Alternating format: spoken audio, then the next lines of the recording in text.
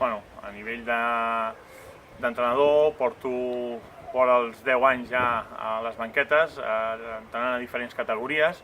Les últimes 3 temporades a la tercera catalana, categoria a la que coneixo molt bé, però venia d'entrenar també a lo que era la segona regional i la primera regional, equips com el Can Boada, com el Sant Pere Nord de Terrassa, i després vaig caure al Viladecavalls en 2 etapes, primer a la quarta catalana i després a la tercera catalana les 3 últimes temporades. Jo em considero o tinc 2 bons referents, que són els meus 2 germans, Miquel Olmo i David Olmo, i m'he guiat molt els he seguit molt, els he vist molt, he estat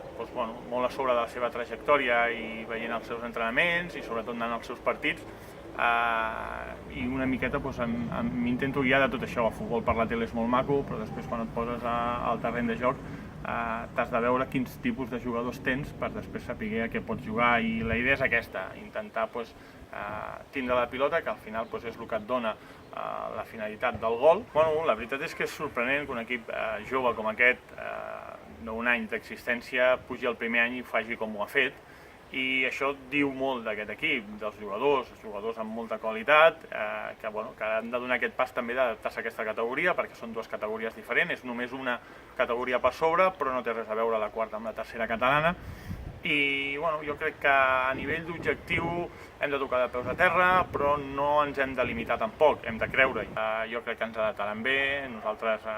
som persones que ens relacionem amb tothom, i el fet que nosaltres estiguem al filial no significa que estiguem per sobre del juvenil ni de cap, tot el contrari. Aprenem en cada entreno amb els nostres jugadors, aprendrem en cada entreno perquè ens agradarà anar a veure i tindrem que anar a veure els entrenos del juvenil per si necessitem algun jugador, i els partits del juvenil, amb el qual aprendrem també dels entrenadors dels juvenils i dels entrenadors de la base, perquè al final també